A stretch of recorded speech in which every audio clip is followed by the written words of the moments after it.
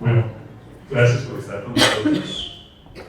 Hace más o menos 3 semanas tuve la fortuna de coincidir con la doctora Denise Avilés en la Universidad de Bonn, allá en Alemania.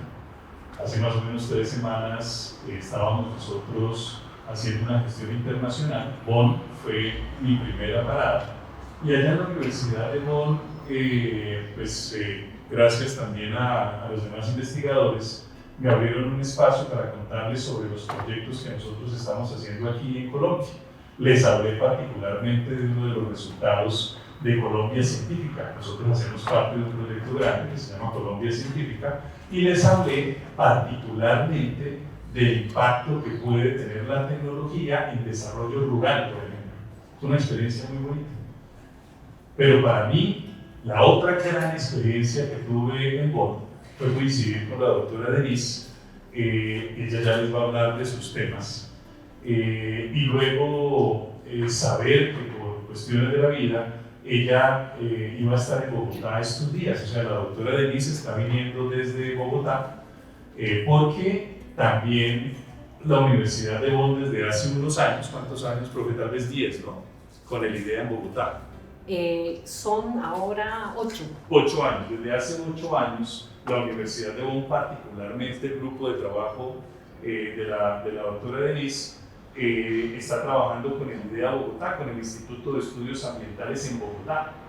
Entonces fue una muy bonita coincidencia porque yo le dije, doctora, ¿usted cómo está de tiempo? Me encantaría invitarlo a Manizales. Ella aceptó, por eso estamos haciendo hoy sábado, y por eso les agradezco muchísimo por estar con nosotros hoy sábado aquí en el auditorio. Nos encantaría que nos acompañara porque estamos celebrando 75 años en la sede de Manizales, 75 años de presencia regional. Entonces, Denise acepta, se encuentra con nosotros y hoy nos va a hablar sobre la conferencia que ustedes pueden ver su título en estos momentos, Género y Desarrollo desde una mirada crítica feminista. Esta conferencia será grabada y hará parte de esa serie de conferencias que va a ser publicada, compartida con la región a propósito de la celebración de los 75 años a final de año. Entonces, doctora Denise, para nosotros es un honor tenerla aquí en Manizales. Estamos muy agradecidos con usted por habernos separado este espacio en su agenda y compartir con nosotros su conocimiento. Este apenas es el primero de muchos otros espacios que vamos a tener aquí en Manizales y seguramente también en otro sitio, como en su lugar de trabajo en la Universidad de Bonn. Entonces, bienvenida, estamos en el auditorio Juan Hurtado y bueno, el auditorio es suyo, profesor. Muchas gracias. Es para mí una alegría, un honor también estar aquí. Sin esta invitación no me hubiera sido posible ver esta hermosa ciudad. Estoy realmente fascinada con lo que he visto. Y bueno, compartir con ustedes este tema que es un tema al cual yo me he dedicado durante muchísimos años, básicamente como consultora transversalizando el tema de género en proyectos sobre medio ambiente y desarrollo rural.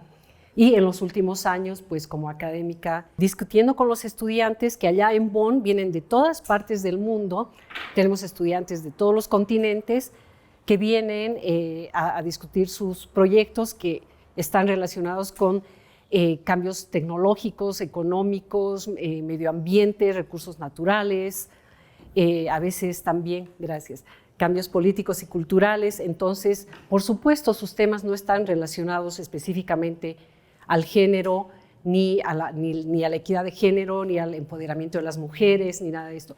Pero aquí, y ese es el propósito también de esta charla, la idea es que ojalá al salir de aquí podamos tener más claro, yo creo que sí lo tienen, por eso están aquí, pero mucho más claro por qué nos toca a todos y a todas el tema de género si estamos trabajando en temas de desarrollo y en temas también de académicos. Eso es algo inevitable, no por convicción, por ideología, sino que es ignorar la relación entre hombres y mujeres y la condición de la mitad de la población mundial que son y somos las mujeres es realmente no ver la mitad de la realidad en términos generales. Entonces, para eso quiero mostrarles un ejemplo. Yo me entusiasmo mucho con la hora, por eso le he pedido también a Juliana que me avise cuando pasen los 40 minutos. Yo lo que quiero es que veamos por qué hablar de género, por qué nos toca, por qué es importante. Hacer una breve revisión histórica de la inclusión de las mujeres y del concepto de género en la teoría y práctica del desarrollo. Hablar un poco de feminismo y sus contribuciones y terminar con el ciclo de investigación sensible al género. A veces nos encontramos con estas situaciones, quienes hemos viajado muchísimo por las áreas rurales en cualquier parte del mundo, porque lamentablemente esto se repite, ¿no? Entonces, ahí están los hombres discutiendo temas de agua mientras las mujeres están cargando el agua y dicen, las mujeres, ellas están pues demasiado ocupadas para hablar sobre este tema, ¿no es cierto? O les ha debido pasar cuando va el técnico al campo y les pregunta, ¿ustedes necesitan agua? Y los hombres dicen, no, aquí tenemos suficiente. Y son las mujeres las que están, por ejemplo, llevando y trayendo el agua.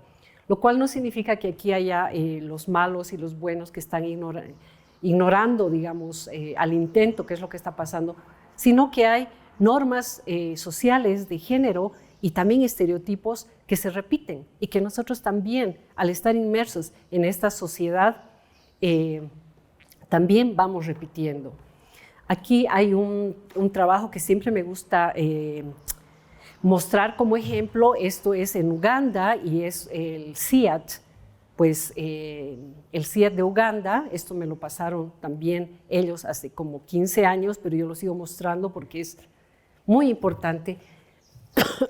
Aquí se ve cómo la introducción de una variedad de frijoles pues dio muchísimo éxito al CIAT, ¿no? Ustedes ven acá, si pueden ver desde allá, cómo esta variedad produjo pues muchísimo mayores ingresos, entonces una diversidad en la nutrición, los niños se inscribieron todos a la escuela, se cambiaron los techos por calamina, a 2 personas se compraron autos, hubo un aumento de 35% en el aumento de las bicicletas, también hubo compra de tractores, mejoras para la casa, las mujeres empezaron pues a permear su cabello.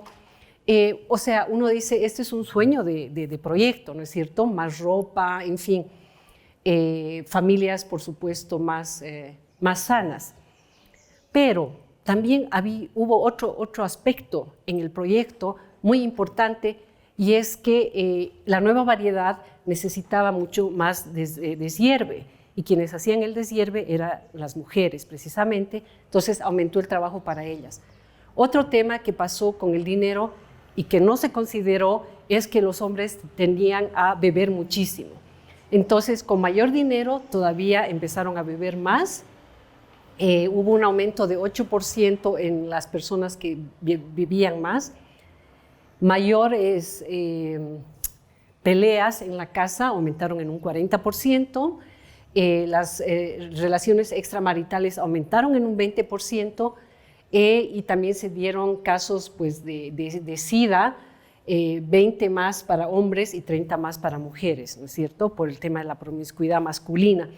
Entonces, si uno ve todo este esquema, dice, bueno, ¿y ahora qué hacemos, no? Nosotros solamente introducimos una semillita mejorada. ¿Cómo es que pasó todo esto?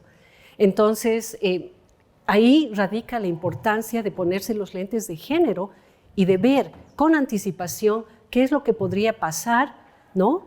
Si yo hago preguntas sensibles al género respecto a cuáles podrían ser los impactos de la introducción de esta tecnología. Hay preguntas que uno podría haberse hecho, un análisis de género precisamente, que es la perspectiva de ver la diferencia en las relaciones y en los roles de hombres y mujeres para percibir las consecuencias y, por supuesto, en algún momento hacer también alguna acción de mitigación. Entonces, ahí está la importancia de comprender cuál es la diferencia entre el sexo y el género, que yo creo que aquí, por supuesto, debe estar claro.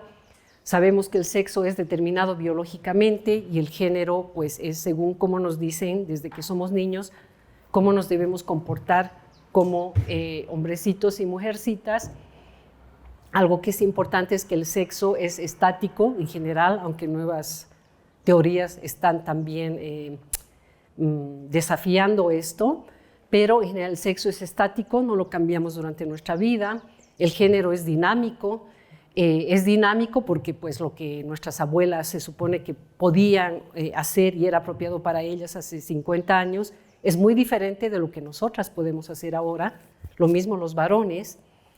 El sexo es independiente de la cultura y la historia, ¿no? Los mesopotamios hace 5.000 años nacían hombres o mujeres biológicamente. En cambio, el género tiene que ver con relaciones de poder que van cambiando en el tiempo, es muy dinámico, cambia según la cultura y según la historia.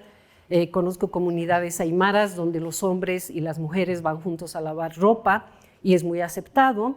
En cambio, hay otras comunidades donde un hombre que vaya a recoger agua y esté lavando la ropa, pues es muy mal visto, no se lo considera como varonil ni masculino, en fin. Entonces, la idea es que el género es dinámico, variable, no es natural, es adquirido culturalmente, pues sí es naturalizado a través de estandarizaciones de identidades culturales. Ahí hay una gran diferencia. Entonces lo que tenemos es que el género se refiere a los atributos que nos dan también como resultado oportunidades sociales o nos quitan estas oportunidades, ¿no? Y esto está asociado al hecho de ser hombre o mujer. Algo que es importante, si ustedes ven estas figuras a la derecha, estos son tipos de figuras que todavía se presentan en textos escolares, ¿no es cierto? Y no solo en textos escolares, sino también en textos de agencias de crédito, por ejemplo. El hombre recibiendo el dinero, la mujer con los hijos atrás muy feliz, o la mujer cocinando y el hombre sentado ahí después de haber ido a trabajar. O sea, son cosas que a veces están tan naturalizadas que ya no las vemos, ¿no? A eso se refiere el género, a atributos sociales, socioculturales que no son naturales, sino naturalizados. Entonces, si pensamos 2 minutitos en esto, ¿qué es la discriminación de género? Y hay 2 formas básicas de discriminación, digamos, para fines pedagógicos. Una es la discriminación directa y la otra es la discriminación indirecta. ¿Qué es la discriminación directa? Cuando alguien de un determinado grupo recibe un trato menos favorable que una persona de otro grupo por pertenecer a ese grupo. Por ejemplo, cuando se va a contratar a una persona, ¿no? Y se aparece una mujer de cierta edad reproductiva, entonces a veces se le dice, o no se le dice mejor, pero no se la contrata porque es muy posible que quede embarazada, por ejemplo. Esa es una discriminación directa, porque esta persona es una mujer y además está en cierta edad, ¿no es cierto? Entonces se la discrimina. Pero también hay discriminaciones indirectas, que son más difíciles de detectar. Por ejemplo, tenemos que cuando en la práctica hay una política o norma que se aplica a todos de la misma manera, pero tiene un peor efecto en unas personas que en otras. Por ejemplo, cuando se dice, se requiere agrónomo con fuerza física para el trabajo de cosecha de no sé qué, ¿no? Del trigo en tal zona. Entonces, esa es una discriminación indirecta, porque manejar tractor no requiere fuerza física, requiere habilidad. Entonces, las mujeres que iban ahí, pues es que usted no tiene fuerza física, ¿no? Para manejar el tractor. Eso yo lo he visto en Bolivia bastantes veces y esa es una discriminación indirecta. O cuando hay horarios de trabajo formales hasta las 6, pero la gente se queda trabajando hasta las 8 de la noche.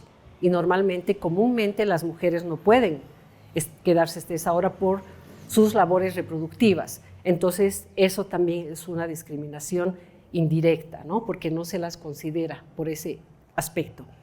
Otro tema que es muy importante y que está muy relacionado en nuestras vidas diarias es el tema de las normas de género y los estereotipos de género. Entonces, las normas de género un poco se grafican según el cuadro ahí arriba, porque son normas sociales que determinan qué deben hacer los hombres y qué deben hacer las mujeres. Entonces, si las mujeres deben cuidar en casa de los enfermos, de los viejos, de los niños, entonces les hace mucho más difícil subir adelante con cualquier cosa que les sea interesante a ellas. No tiene que ser necesariamente una carrera, tal vez es un interés, un hobby, una actividad artística. Entonces son normas que determinan desventajas para ciertos grupos. Y los estereotipos son otra cosa, son generalizaciones. ¿Cuántas veces hemos visto en la escuela que un chico no puede resolver una ecuación? Entonces su compañero le dice, hoy apestas en matemáticas. Y cuando una chica no puede resolver esa misma ecuación, el compañero que le dice, las chicas apestan en matemáticas. Entonces son generalizaciones, ¿no?, que llevan al estereotipamiento de ciertos grupos. Y estos estereotipamientos muchas veces resultan peor cuando se cruzan con no solamente la categoría de género, sino con otras características. Por ejemplo, mujeres de grupos minoritarios, como en la India el tema de las castas, o grupos indígenas, o mujeres con discapacidad, en fin, mujeres de estatus económico bajo, mujeres migrantes. Muchas veces se dice, no, las mujeres indígenas migrantes no tienen, qué sé yo, suficiente higiene. Ahí hemos definido a millones de mujeres, ¿no es cierto? Tal vez por uno o dos ejemplos que hemos visto, o porque no hemos pensado que a lo mejor no tienen acceso a una ducha.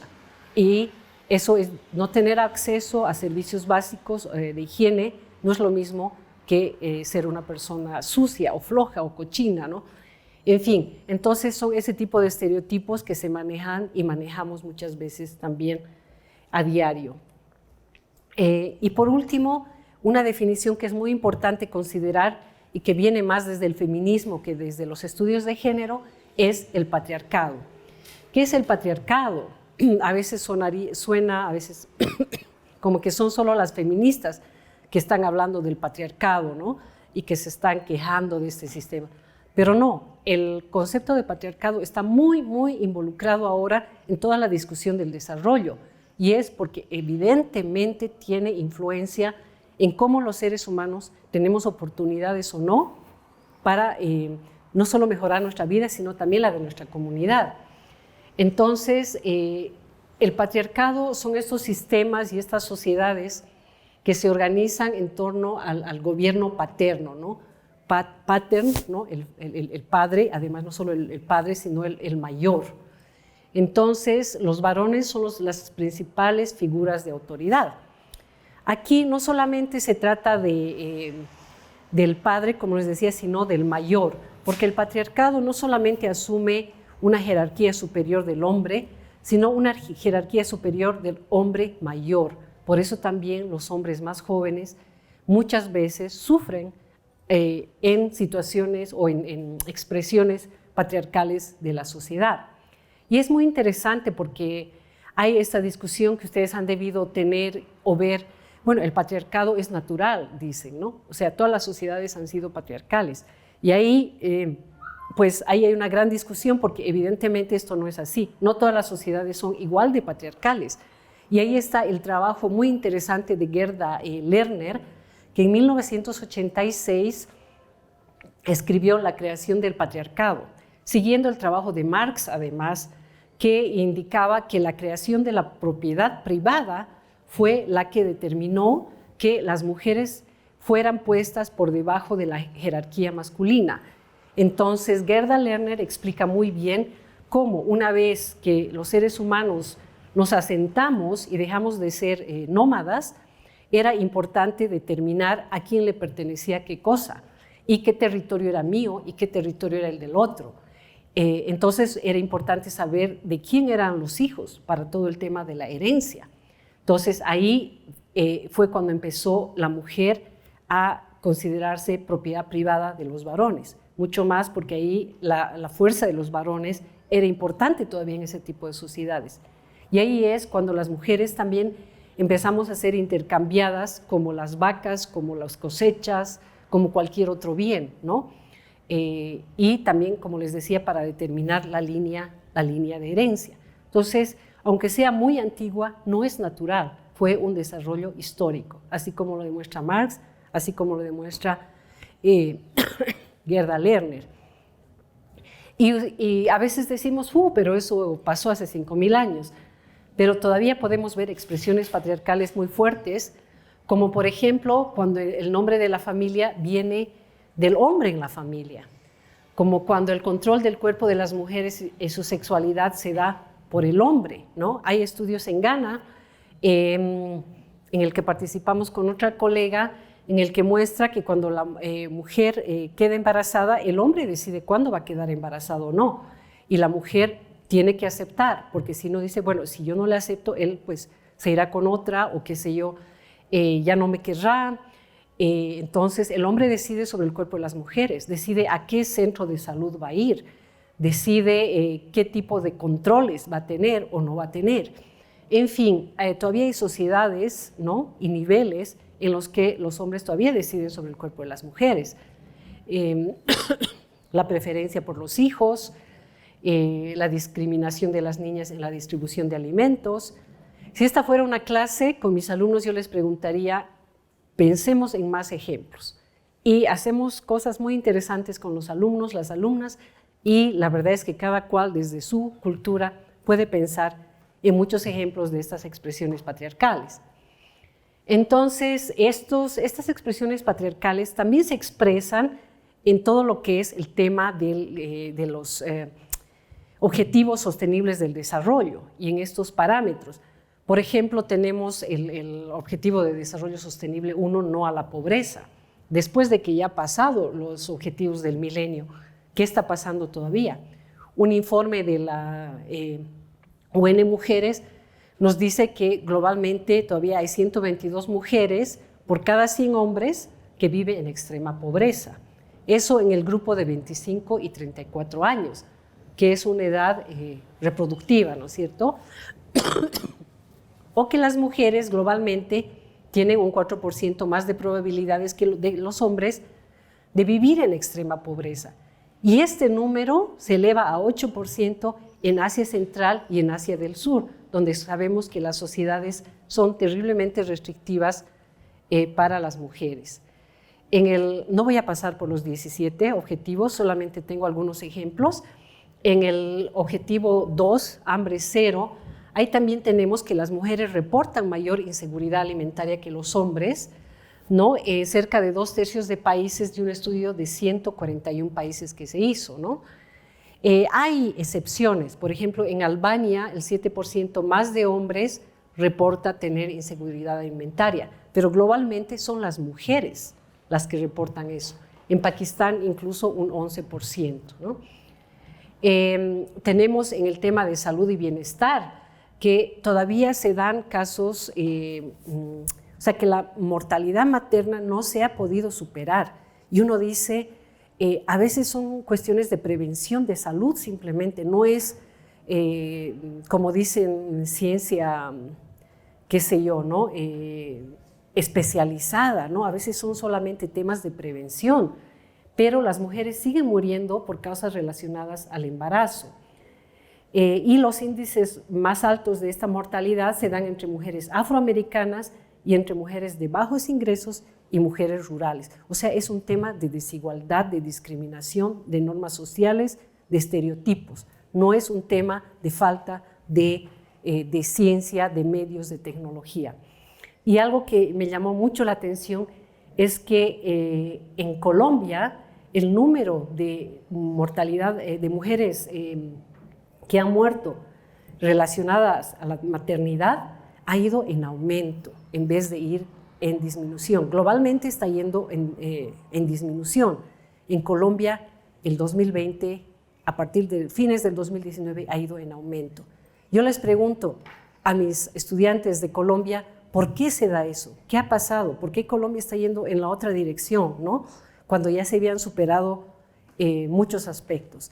Bueno, me han dado distintas explicaciones, pero muchas tienen que ver sobre todo con la calidad de servicios de salud en las áreas rurales sobre todo, ¿no? Y el trato hacia las mujeres.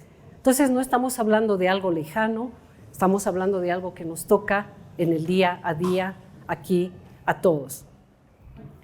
En la educación, bueno, ahí ya sabemos, ¿no? O sea, gracias a los últimos progresos, las niñas ahora se enrolan más en las escuelas, pero todavía se estima que 15 millones de niñas nunca tendrán la oportunidad de leer y escribir, comparado con cerca de 10 millones de niños.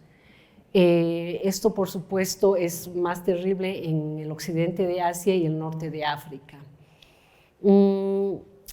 Respecto al objetivo de desarrollo 5, la equidad de género, hay todavía datos bastante alarmantes, ¿no? En 18 países los esposos pueden impedir legalmente a sus esposas de trabajar. Esto se daba en Alemania todavía hasta el año 65, es lo que me contaron, ¿no? 65, 68, que las mujeres tenían que pedir un permiso a sus maridos, si no, no podían ir a trabajar. Yo creo que en Latinoamérica hemos estado más adelantados que eso.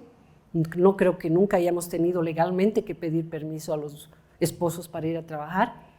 Pero en 2016, todavía en 18 países sucede eso, ¿no? Sucedía. En 39 países los hijos y las hijas no tienen los mismos derechos a la herencia. En 49 países no existen leyes para proteger a las mujeres de violencia doméstica. Y eso solo son las leyes, porque otra cosa es tener la ley e ir a reclamar, ¿no? Y cuánta atención recibimos las mujeres cuando hay violencia doméstica. Pero por lo menos está la ley, digamos, por lo menos. Faltan los mecanismos. Pero en 39 países no hay ni la ley. Y tenemos que en 37 países los violadores son exonerados de juicio si se casan con su víctima. O sea, la mujer tiene que casarse con su violador para que éste no vaya a la cárcel y ni sea juzgado.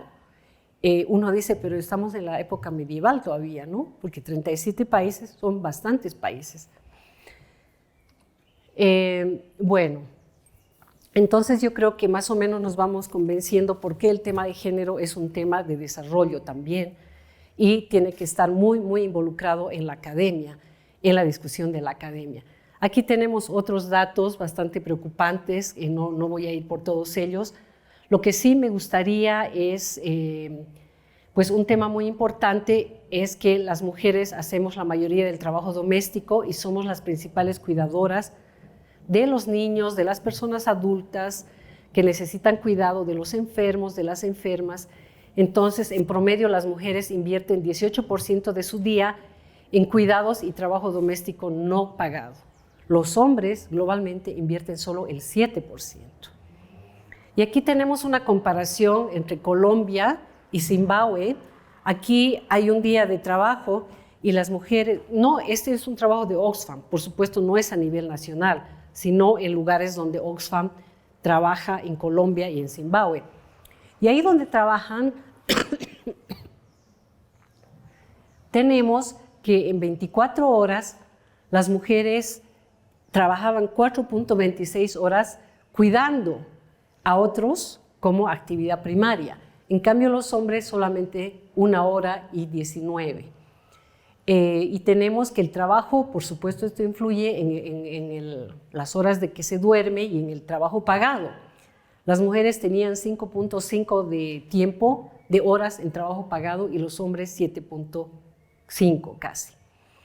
El caso de Zimbabue es muchísimo más dramático. Ahí tenemos que las mujeres están 5 horas dedicándose al cuidado de la familia de otros, mientras que los hombres no invierten ni 20 minutos en esto, en el día, ¿no? Entonces, varía no solamente por país, sino por región.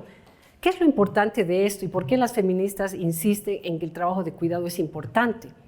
Es porque el trabajo de cuidado reproduce la fuerza laboral y reproduce la fuerza social de las sociedades. Entonces, tiene un valor muy importante que no se cuenta en las estadísticas económicas y que ni siquiera se reconoce, incluso se lo pone en una jerarquía menor. Así que es muy importante reconocer cuánto tiempo realmente, y no es decir, como algunas personas dicen, es que las feministas no quieren que se haga el trabajo de cuidado, y es tan importante servirse un cafecito y dar en la familia un tecito y cuidar a los enfermos. Por supuesto, pero nos lo distribuyamos mejor, pero lo valoremos, le demos también si no necesariamente o únicamente un valor económico, también el valor que se merece en términos de reproducción social. Bueno, por último, el último ejemplo que les doy de los objetivos del desarrollo tiene que ver con la acción climática. Las mujeres rurales e indígenas más pobres dependen de los recursos naturales locales, por lo tanto están más afectadas por el cambio climático. Eso ya hay bastantes estudios al respecto. El cambio climático antropogénico está teniendo un profundo impacto en los ecosistemas y las mujeres son amenazadas por la reducción de la producción y la acidificación de los océanos. No solamente en términos de reducción de la producción, también los eventos climáticos, las catástrofes, que son cada vez más frecuentes, afectan más a las mujeres. ¿Y por qué? Miren, porque las mujeres tienen una movilidad restringida, porque hay violencia sexual en el caso cuando se les lleva a los refugios temporales durante o después de estos eventos. Por el tema de maternidad hay disrupción en los servicios de salud, ¿no? Y por los roles reproductivos, porque aunque haya catástrofes, se sigue esperando que las mujeres sean responsables de atender a la familia y en peores condiciones. Miren lo que ha pasado en el tsunami en Indonesia el 2014. El 70% de las muertes fueron de mujeres. Y hace mucho que no, creo que son 3 años que hubo un ciclón en Bangladesh. Igualmente, entre el 70 y 80% de las muertes fueron de mujeres. ¿Por qué uno dice, no, un ciclón debería afectarnos a todos por igual? Lo mismo un tsunami. Pero ahí están las razones. Las mujeres no sabían nadar, en el caso de Bangladesh, tienen movilidad restringida, particularmente se les dice que no tienen que salir de su casa, ¿no? Ahora hay espacios, por ejemplo, en los Estados Unidos, los hombres mueren más que las mujeres, en casos de incendio, por ejemplo, ¿no? ¿Por qué es eso? O en casos de un tifón. Es porque en los Estados Unidos, por los roles de género, los hombres se espera que tengan acciones heroicas, ¿no? O están más involucrados en el cuerpo de bomberos, ¿no? Y en estos servicios de rescate. Entonces, el género tiene influencia incluso en eso. Y las mujeres, en general, sobre todo en los países donde no hay estos servicios de rescate, están en desventaja.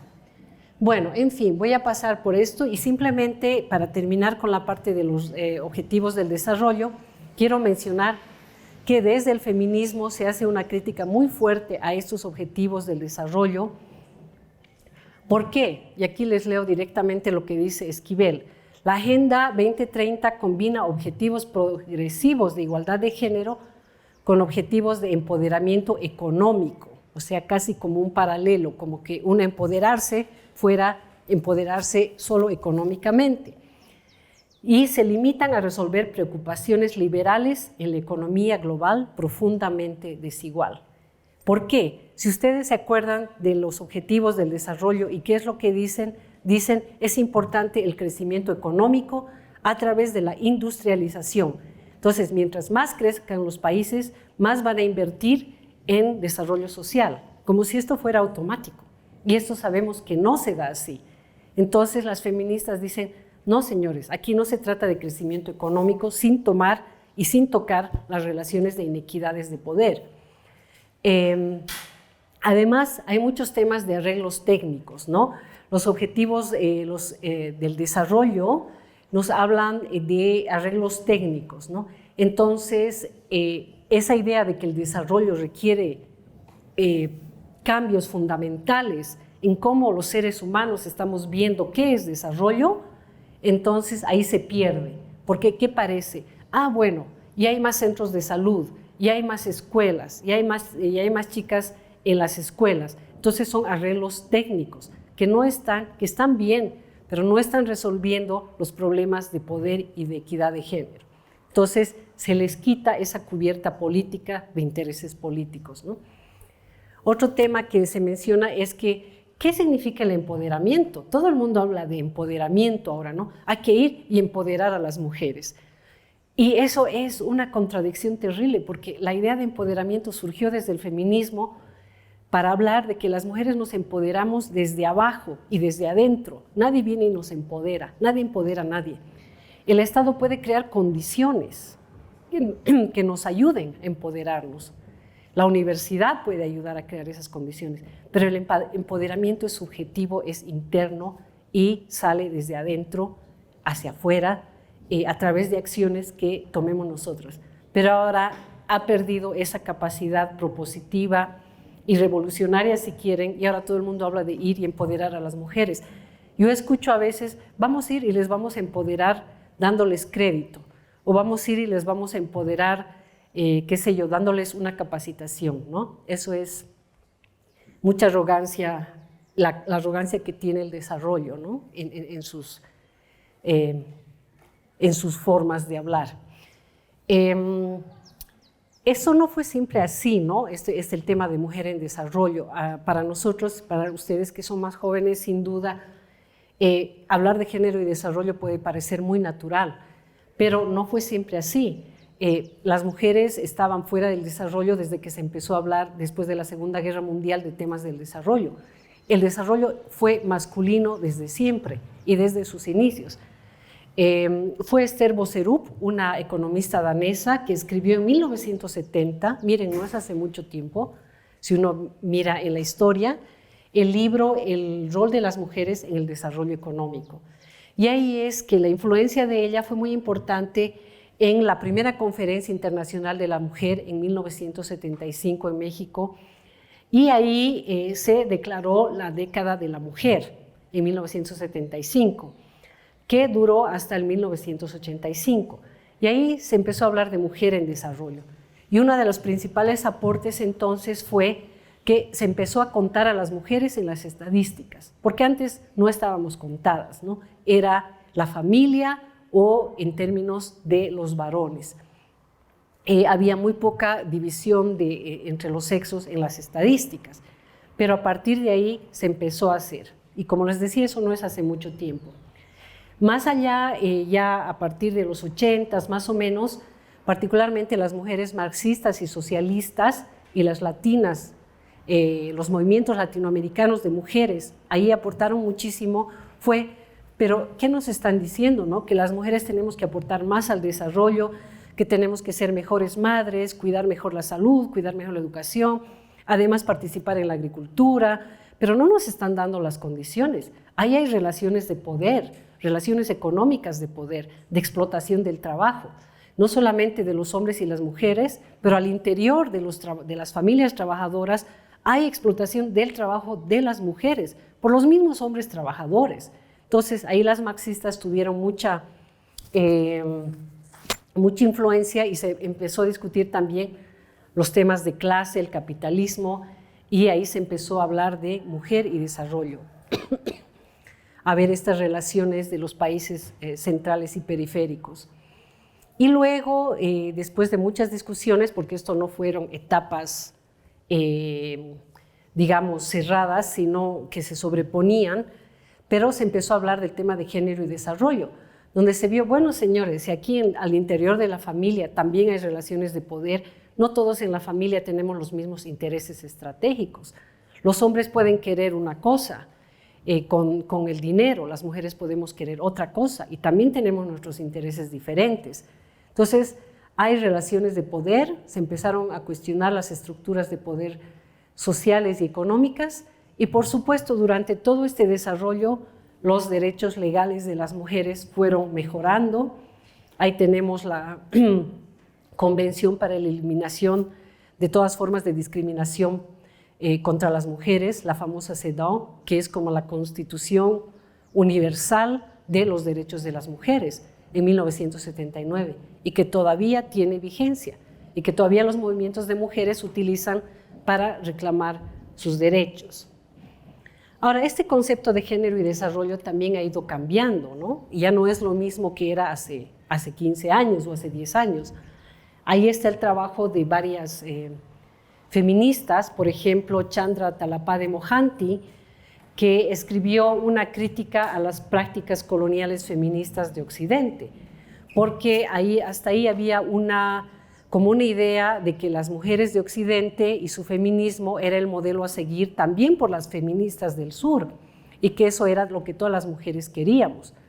Entonces ahí empezaron críticas a decir, no, las mujeres del sur no somos víctimas, también tenemos poder, ahí siguiendo a Foucault, ¿no? Que habla que el poder está en todas partes, y el hecho de que no queramos vivir como los hombres no significa que no tengamos nuestras propias demandas, ¿no? Sobre todo porque las mujeres en el sur viven mucho más en comunidades.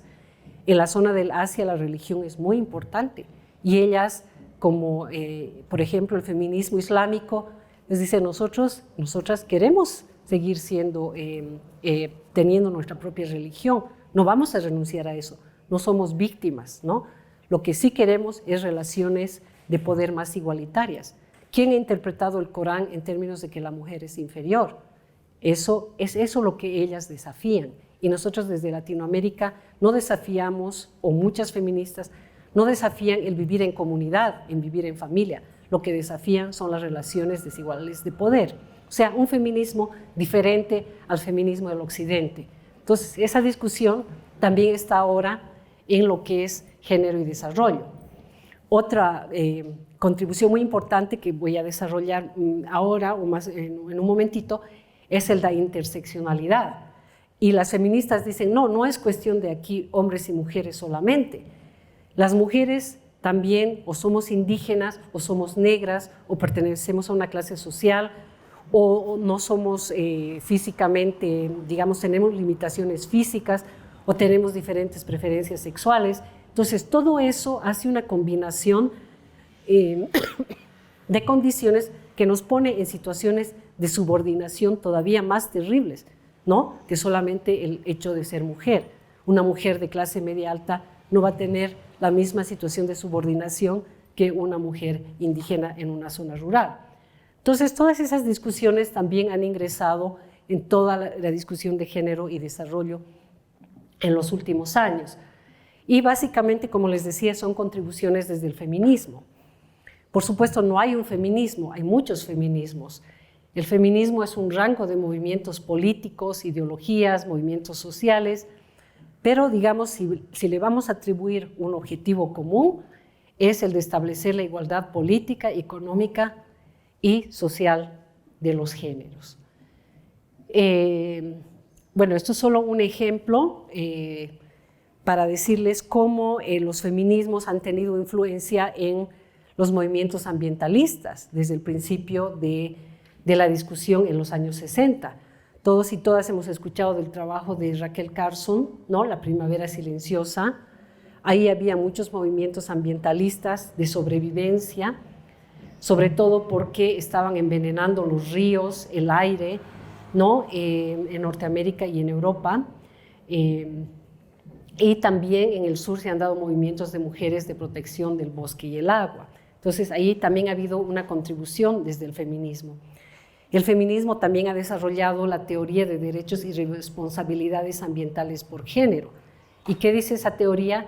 Que a las mujeres se nos da mucha responsabilidad en el manejo del agua y la salud, por ejemplo, pero con menos condiciones prácticas para poder salir adelante en cuidar por el medio ambiente. O la política medioambiental y el activismo de base. Todos conocemos el movimiento verde de Kenia, ¿no? Donde se han plantado millones de árboles, pero no es el único. Han habido movimientos ambientales y activismos de base medioambientales movidos desde el feminismo en toda la historia. Aquí no lo voy a desarrollar tampoco, es simplemente para listar, ustedes han debido escuchar del ecofeminismo, de las feministas medioambientales, las socialistas, las postestructuralistas, las medioambientalistas. Recientemente el feminismo ecológico político es muy relevante, porque estudia no solamente la explotación de la mujer y la naturaleza, en ese paralelo que hacen sobre todo las ecofeministas, sino también que estudia las relaciones globales desiguales de intercambio de mercado, de explotación del trabajo en diferentes partes del mundo, eso que en los 80 se hablaba pero que todavía no ha terminado. O las feministas comunitarias en el Ecuador y en Perú, que discuten la importancia de vivir bien, solidariamente, y que rescatan la importancia del cariño, de las relaciones de amor, que en el desarrollo, decía, pero ¿de qué está hablando, no? ¿Qué tiene que ver el amor, el cariño y la ternura con el desarrollo? Pero ellas están recuperando toda esa idea del vivir bien, de que yo no puedo estar bien si el otro no está bien y no está feliz y no tiene también buenas condiciones de vida. Entonces hay diferentes tipos de feminismos que han ido contribuyendo a la discusión del desarrollo. Y aquí es lo que les decía, ¿no? Una contribución última muy importante, que en todas las universidades se está hablando de la interseccionalidad como un aporte desde el feminismo para mirar más allá de las categorías solamente de género o de raza o de etnicidad, sino cómo estas se juntan. Ok, gracias. Es muy interesante la historia de Crenshaw, Kimberly Crenshaw. Ella, abogada en los Estados Unidos, feminista del movimiento negro, y una vez ella recibe una demanda de una mujer negra en Detroit y le dice: estoy siendo discriminada por ser mujer y por ser negra, no me quieren contratar. Y yo he ido y he demandado, y el juez me ha dicho: eso no es posible, porque esta compañía automovilística contrata negros, ¿no? Y contrata también mujeres, pero contrataba hombres negros y mujeres blancas. Entonces, Crenshaw se pregunta: ¿y cómo yo puedo hacer la defensa de esta mujer? Si en la ley no hay una ley que diga que hay discriminación cuando se combinan dos diferentes categorías. Entonces, ella empieza a desarrollar toda esta teoría de interseccionalidad, porque muchas veces, casi siempre, las condiciones de privilegio y de subordinación no se dan por una sola categoría, por ejemplo, hombre o mujer, sino que se juntan con otras categorías sociales que nos ponen en condiciones de privilegio o subordinación. A veces en el día, ¿no?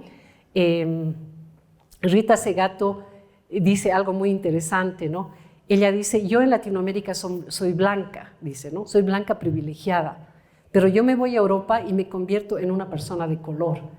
Y a mí también me ha pasado, y supongo que a todos nos ha pasado. Somos una sociedad mestiza latinoamericana que tenemos condiciones de privilegios en muchas oportunidades, en muchos ambientes, pero cuando cambiamos, ¿no? Somos sujetos de discriminación muy fuerte, o nosotros mismos discriminamos, ¿no? O sea, son condiciones variables que tienen que ver según la cultura y la locación, cómo funciona el sistema en términos de jerarquías. Entonces, esa es una contribución muy importante también para entender el mundo y el mundo del desarrollo y de las oportunidades. Aquí tenemos pues, que pueden haber diferentes tipos de categorías, ¿no? La orientación sexual, la identidad de género, la raza, la disabilidad, la nacionalidad. Pues el trabajo de Crenshaw no es así súper nuevo, porque yo recuerdo que en los 80s ya hablábamos de la triple discriminación de ser mujer, indígena y rural, y en Asia también pues, se hablaba ya mucho, sobre todo cuando la casta se mezcla con otro tipo de categorías sociales. Aquí tenemos un par de ejemplos, no solo para mostrar que en el sur global sufrimos de discriminación, sino que en países como Canadá, Luxemburgo y Estados Unidos, más de la mitad de las mujeres solteras con hijos pequeños viven en la pobreza. Este es un dato de UN Mujer, pero yo les comento que hace como 3 años escuché un reporte en Alemania. En el rango de las más pobres en la sociedad están las mujeres jóvenes con hijos en Alemania, ¿no? O sea, en el riesgo de caer en situaciones de pobreza más fuertes. El ser divorciada también es un factor de riesgo, ¿no? para la pobreza, en comparación a los hombres divorciados. O parece que en América Latina es donde más nos divorciamos, ¿no? En las mujeres, y dice que al menos un 15.8% de estas mujeres divorciadas viven en situación de pobreza. Entonces son categorías que se mezclan para poner grupos de personas, de seres humanos, en situaciones de mayor vulnerabilidad. Pero a veces también los hombres están en desventaja, ¿no? No solo las mujeres, depende de las condiciones. Este es un artículo en Brasil de una periodista en Brasil que salió el 2021 y que hablaba de que se han rescatado varios hombres de condiciones de esclavitud moderna y que decía, aquí tengo el dato, los hombres rescatados, 80% de los hombres rescatados entre el 2016 y 2018 fueron negros, y el 91% de ellos hombres entre 15 y 29 años, originarios en los estados del noreste. Entonces, ¿qué tenemos aquí? Tenemos que varias categorías, ser hombre, joven y pertenecer a esa locación, pone a los hombres en riesgo de semiesclavitud. O a la derecha, si ven, los hombres afroamericanos tienen más probabilidad de denunciar que han sido parados injustamente por la policía, o de que la gente los considera menos inteligentes, o de que la gente cuando los ve los considera sospechosos, ¿no? Entonces ellos viven de esa manera, por ser hombres, por ser negros.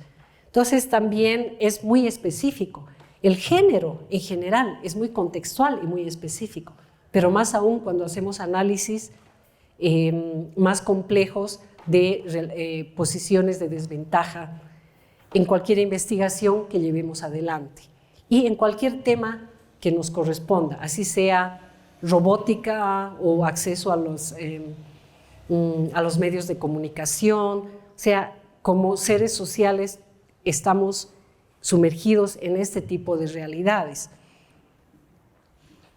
Bueno, esta es una actividad que hago con mis alumnos que me parece interesante, tal vez a alguno de ustedes les interesaría hacerlo también, ¿no? En cuáles son las categorías que ponen a las personas en situaciones de privilegio o desventaja. No solo se trata de la desventaja, también hay que analizar a quienes son privilegiados para ver cómo operan desde las instituciones que los favorecen.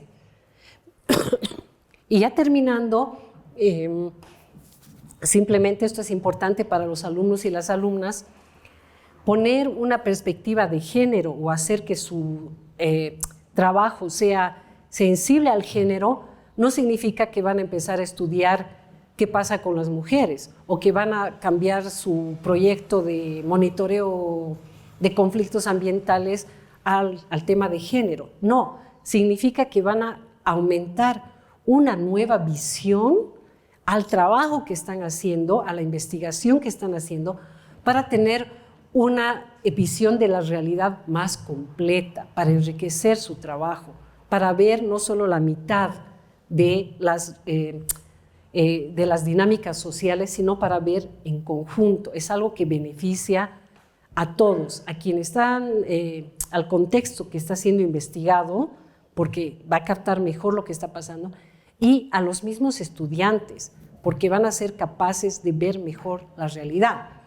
Entonces, esto no voy a pasar por todo, pero es importante saber que uno puede aplicar la perspectiva de género y hacer su trabajo sensible al género desde la generación de la idea en la propuesta de investigación, pasando por la hipótesis, pasando por las preguntas de investigación que son tan importantes.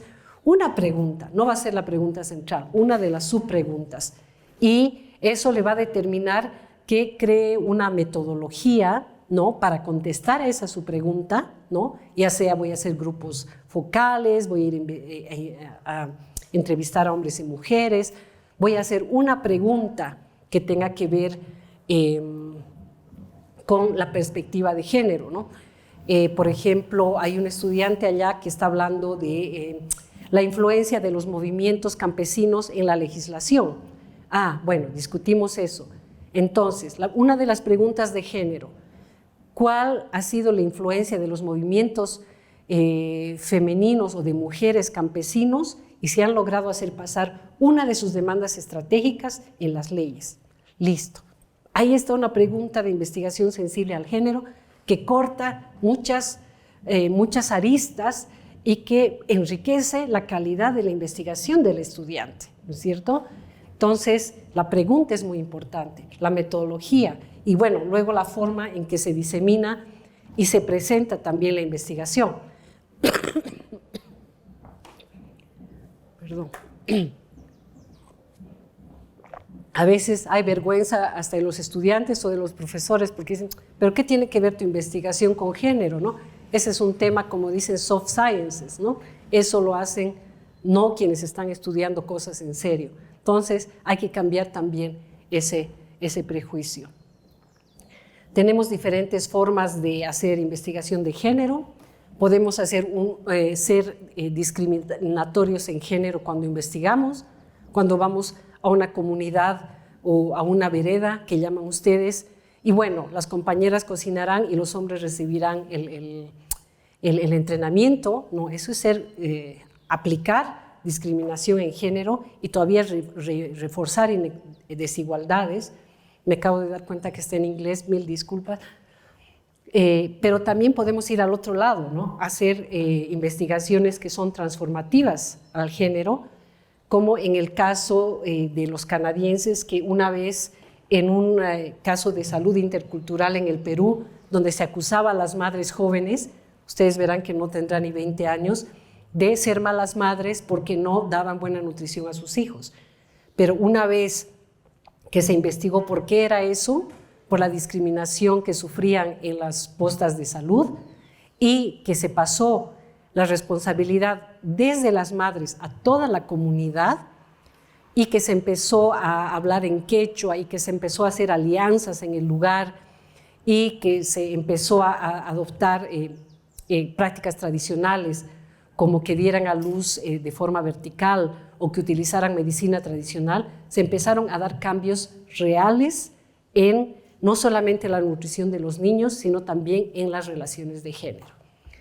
Entonces, no quiero, ya voy terminando, es importante ponerse esos lentes y realmente que las lucecitas rojas salgan ahí cuando vamos a hacer alguna investigación y el señor nos dice mi esposa no trabaja o la mujer dice yo no trabajo, solo soy ama de casa, no, y uno ve todo lo que hace. Entonces, realmente ser capaces de ver cuál es el aporte de los hombres, de las mujeres y sobre todo qué es lo que las mujeres están pidiendo o cuáles son sus necesidades estratégicas. Hay muchos elementos, ahora casi todas las agencias de las Naciones Unidas tienen un kit de género, porque todos tienen también su plan de desarrollo de género. Entonces hay muchas formas en que se puede hacer un análisis de género, se puede averiguar acceso y control a recursos. Bueno, aquí no tengo otra, pero hay de estas, hay como una docena de estas tablas que nos pueden servir para hacer este tipo de análisis de género. Y bueno, para terminar, es importante pues no asumir cómo los papeles de género y las decisiones toman lugar, no asumir que hombres y mujeres tienen el mismo conocimiento o que las mujeres saben menos. Es importante saber que el acceso a recursos no significa automáticamente control o propiedad, ¿no? Y que no veas a una persona involucrada en una actividad no significa que esa persona no esté involucrada. Bueno, hay una serie de factores que tomar en cuenta. Lo importante es ponerse realmente los lentes de género. Algo con lo que yo termino siempre con mis estudiantes: piensa en tu área de trabajo, en tu proyecto de investigación y explica sus dimensiones de género, porque seguro tiene, así estés en un laboratorio analizando bacterias, ese ejercicio lo hicimos con el CIAT, tiene esa también su implicancia de género. Bueno, entonces con eso les agradezco mucho Y bueno, no sé si hay preguntas o comentarios, sería muy bueno también escucharles. Gracias.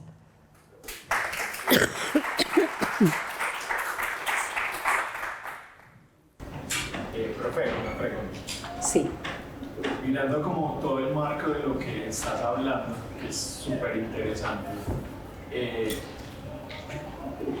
¿cómo estamos en este momento? ¿A qué me refiero? ¿Hay una evolución frente a lo que está pasando, frente al género, frente a la mujer, o hay distracciones? ¿A qué me refiero con distracciones? No vi a Merkel en Alemania, que es wow, pero no veo vicepresidentas en Colombia, en Estados Unidos. Entonces, a eso me refiero, hay distracciones como para distraer como el tema de género, el tema de la mujer, hay cosas que culturalmente están establecidas que ya que no son inmovibles. Entonces, ¿hay alguna, en la investigación que has hecho, hay alguna evolución o seguimos igual? Gracias, una pregunta muy interesante porque sí hay adelantos y precisamente en las áreas que tú mencionas, que es la representación política. El último reporte, que creo que es del 2017, de los ODS, ¿no?, de los Objetivos del Desarrollo, marca un solo indicador de adelanto y es el nivel de representación política de las mujeres a nivel mundial. Todos los otros, particularmente a partir del COVID, o se han parado o incluso han retrocedido en términos de salud, ¿no?, porque se han deteriorado los servicios de salud a nivel mundial, no podemos decir en todo el mundo, en cada lugar, pero sí a nivel mundial por el tema del COVID. Se han deteriorado temas de educación, se han deteriorado los derechos de las mujeres. Hay una contraola de antifeminismo y de antigénero, que se llama, que ha venido con la emergencia de gobiernos populistas y de la fuerza de muchas iglesias que han intervenido a través de sus propias iglesias locales, por ejemplo, en la disminución de servicios de capacitación en salud sexual y reproductiva. Esto se ha visto también en Estados Unidos con Trump, se ha visto con Bolsonaro en Brasil. Entonces, hay como una contraola de reacción a todo lo que es los derechos de las mujeres, el género y el feminismo. Y eso también ha tenido que ver con que desde el norte el género muchas veces ya no se entiende como derechos de hombres y mujeres, sino se entiende como derechos también de los transgéneros, ¿no? Y ahí hay una gran discusión, porque desde las feministas latinoamericanas se reconoce la lucha de los transgéneros, pero se reconoce que es otro tipo de luchas. ¿Por qué? Porque las mujeres hemos luchado por nuestros derechos por muchísimas décadas. Muchas mujeres han muerto, se ha sufrido muchísimo. Y la lucha de los transgéneros no tiene la misma esencia, no es necesariamente antipatriarcal, al contrario, podría reforzar estereotipos heteronormativos, digamos, ¿no? Entonces, todo eso ha creado una confusión ideológica que han sabido muy bien aprovechar muchos movimientos conservadores, ¿no es cierto? Entonces se han restringido los derechos de salud sexual y reproductiva de las mujeres en muchos espacios. En Turquía, ¿no?, sabemos que hay una ley contra la violencia doméstica que Urban en Turquía ha tratado de eliminar, creo que no lo ha logrado, pero ha tratado de eliminar, de modo que las mujeres no puedan reclamar si son pegadas en su casa, no solo por su marido, por su padre, por sus hijos, que sufran abusos económicos, en fin, no tienen dónde reclamar, porque se habla de la ideología de género y ahí se mete todo junto de manera interesada, los derechos de las mujeres, los derechos transgénero, en fin, es muy complejo. Sí, gracias.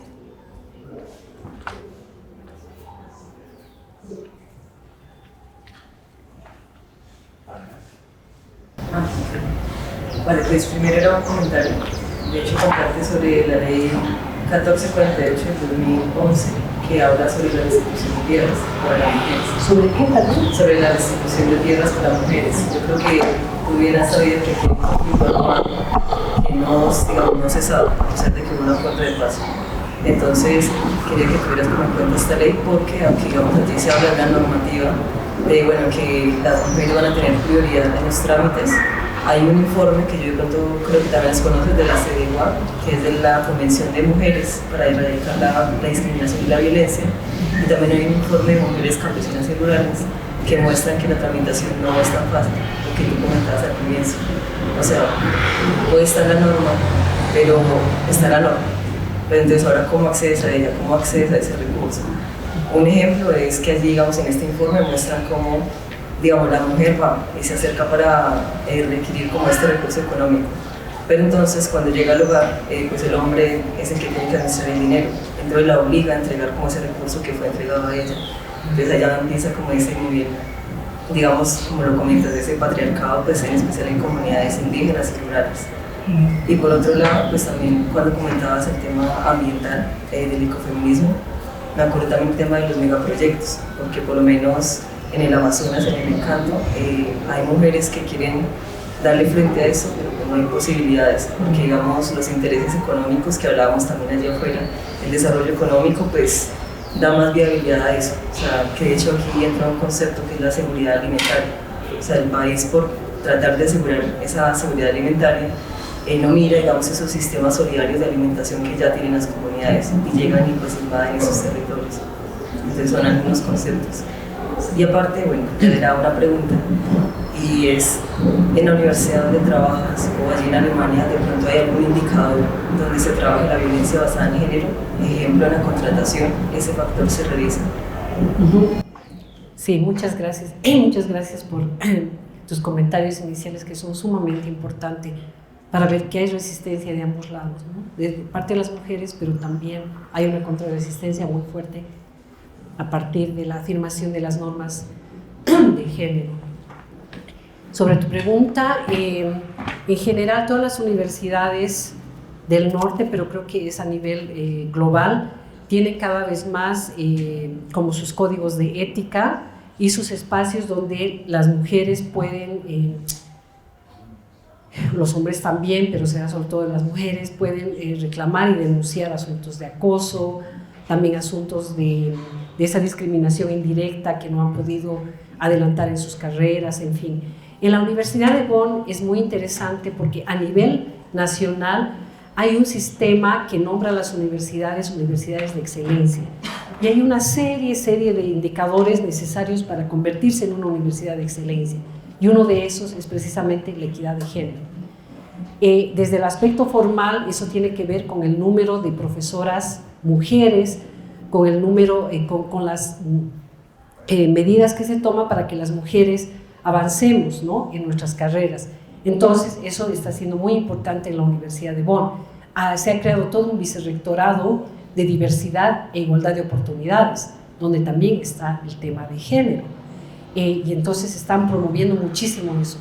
Nosotros en el CEF, una colega y yo, el 2019 creamos el grupo de género, el grupo de investigación de género del CEF, que no nos dedicamos a eso porque no es nuestra especialidad. Ahí está la universidad, ¿no es cierto?, promoviendo derechos, escuchando a quienes se creen y que han sido discriminadas, escuchando a ambas partes, promoviendo cursos para que las mujeres hagan su profesorado, que es tan difícil en Alemania, porque no solo es el profesorado, hay que encontrar un lugar donde dar las clases para ser realmente un full professor, en fin. Entonces, y si es difícil en general, para las mujeres era más una barrera. Pues eso está haciendo la universidad. En el CEF hemos creado este grupo de investigación de género para hacer la investigación sensible al género en nuestro instituto. Y curiosamente ha llamado mucho la atención en la Universidad de Bonn porque es el único grupo que existe de esta naturaleza, ¿no? Así que la respuesta es sí, pero con esa concentración en mujeres y género en el área de trabajo y no tanto en el área de investigación que nosotros por iniciativa propia estamos haciendo.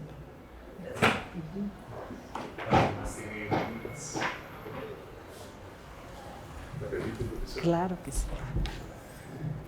Doctora Denise, muchísimas gracias por su presentación, hemos aprendido mucho. Yo le cuento que aquí, particularmente en la sede de Manizales, todavía tenemos mucho trabajo por hacer. Pero estamos intentando hacerlo. Nosotros tenemos un comité de asuntos de género que se reúne con una cierta regularidad. Creo que esa regularidad debe incrementar la frecuencia, la periodicidad de los encuentros, en donde tratamos de abordar diferentes temas, pero yo debo reconocer que institucionalmente todavía tenemos que aprender mucho. Me llama mucho la atención el último ejemplo que nos da del grupo de investigación que tienen en el CEF. Creo que puede ser una iniciativa muy interesante. La próxima semana vamos a tener nuevamente Comité de Asuntos de Género. Voy a hablar de esta conferencia además porque no veo aquí a los miembros del comité y los invitamos. Voy a hablar de la conferencia y voy a presentar la iniciativa. Tenemos un problema en Colombia. Nosotros como Universidad Nacional en estos momentos estamos evaluando a nivel de directivos de todo el país cómo hacemos para equilibrar el número de profesores, de profesoras en estos momentos con el número de profesores. Estamos tratando de ver cómo modificamos las normas de ingreso a través del concurso profesoral.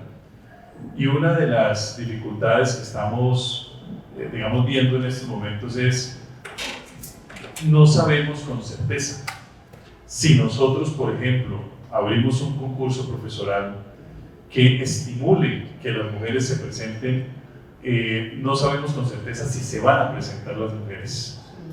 Entonces hay una serie de dimensiones, hay una serie de preguntas que todavía tenemos que hacernos en el marco de esto, porque tal vez eso se mencionó, no es suficiente con hacer cambios normativos, no es suficiente con afectar la reglamentación propia de la institución. Creo que hay un trabajo cultural fuerte que se tiene que hacer también para que esa norma o el espíritu de esa norma, ojalá una norma que interprete estos tiempos, en efecto pueda alcanzar su plenitud.